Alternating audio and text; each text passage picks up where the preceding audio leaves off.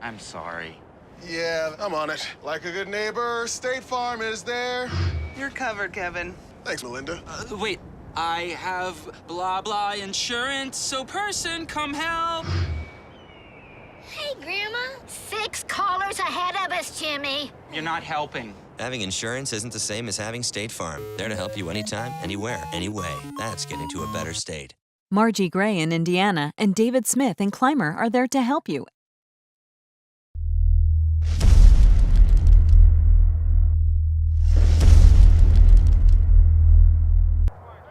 Hi everybody, I'm Carly Krouse from the Indiana Gazette, and we're heading into week 11 of the high school football season with another preview of the area's upcoming games. This week we're reporting to you from Blairsville High School, where the Bobcats are getting ready for their playoff game against Moshannon Valley on Friday night at Memorial Stadium. 6 of the 7 area teams playing this weekend are in the playoffs, with Northern Cambria being the exception. In the WPIAL playoffs, the 2 area teams that qualified advanced from the first round and continued their seasons Friday night, although both will have their hands full. Indiana opened the AAA tournament with a 41-12 beating of West Mifflin in a home game. The Indians' reward for their win is a matchup Friday with the number 1 seed in the bracket, Central Valley, at Butler High School. The 10-0 Warriors are the champions of the Tough Parkway Conference, and they are ranked number 4 in the state by Pennsylvania Football News. Central Valley's top player is defensive back Jordan Whitehead, who's one of the more coveted recruits in the state. He's already given a verbal commitment to Pitt, although he had offers from just about every major program in the country. Whitehead could be matched up with Indiana's Riley Stapleton, who is hoping to extend the best season by any wide receiver in area history. Stapleton needs only 56 yards to become the first player in Indiana County to reach 1,000 receiving yards in a season. This is the second year in a row that Indiana won its first playoff game, but then had to face the number 1 seed in the quarterfinals. Last year, the Indians beat Ringgold, but lost to eventual district champion West Allegheny. In Class AA, Apollo Ridge will take on unbeaten Washington at Latrobe High School. The Vikings beat Beaver Falls 58-40 in the first round, while the Prexies beat Steel Valley 34-7. Apollo Ridge is the number 6 seed, and Washington is the number 3 seed. The Vikings are coming off their first home playoff win in school history, and they are hoping to pull off an upset this week. Washington won the Interstate Conference and only allowed 135 points through 10 games. Apollo Ridge has put up 469 points, but could find itself in a shootout on Friday. In District 6 Class A, second-seeded Blairsville plays host to Moshannon Valley on Friday night. The undefeated Bobcats fell out of the top spot in the last few weeks of the regular season and are looking at a potential matchup with top-seeded Bishop Guilfoyle in the championship game, provided they get past a few more teams. The Bobcats and the Black Knights played each other in the regular season in 2012 and 2013, with Blairsville winning both games.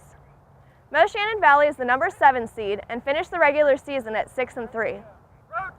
Blairsville's defense has been phenomenal all season. The Bobcats have allowed fewer than 200 yards per game and have given up just 76 points.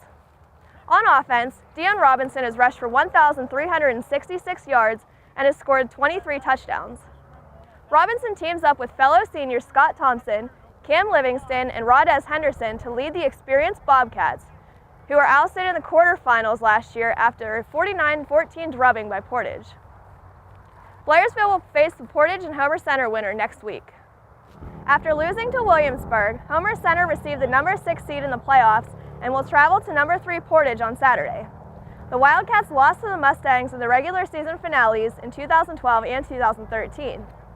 Homer Center has exceeded the expectations of some after losing few key players from last year's district championship team.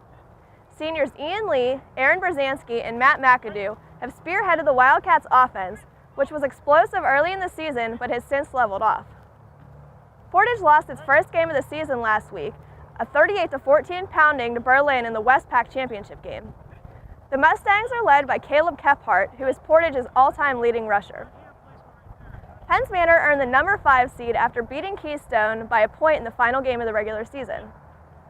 The Comets have opened some eyes this year and have been successful with a very inexperienced team. Penns Manor is 8-2 and travels to number 4 Bellwood Annis on Saturday. The Blue Devils are also 8-2. The Comets lead the area in total defense, allowing 182.4 yards per game. Bellwood was one of the favorites entering the season to play in the district championship game. The Blue Devils' only 2 losses this season were to Mount Union and Tyrone, which are the top 2 seeds in the Class AA bracket. In Class AAA, number 4 Punxsutawney travels to Somerset in the District 5, 6, 8, 9 playoffs. The Chucks lost to Clearfield last Saturday in the District 9 title game, but might have an even tougher task ahead. Somerset is looking to bounce back from its first loss of the year, a 27-3 loss to Bishop Guilfoyle. In other action, Northern Cambria welcomes Cambria Heights for another rivalry matchup. It will be the 44th edition of the Coal Bowl, which is played between the neighboring schools whenever the teams can fit it into their schedules. The 2 teams compete in different conferences. This year, both teams missed out on the playoffs, and the game will be played in Week 11.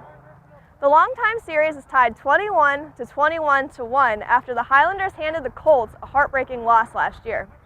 The game means nothing in the standings, but both programs would love to get their hands on that Coal Bowl trophy.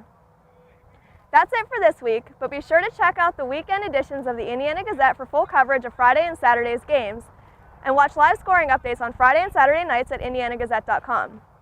We'll see you next time for a special edition of our preview show.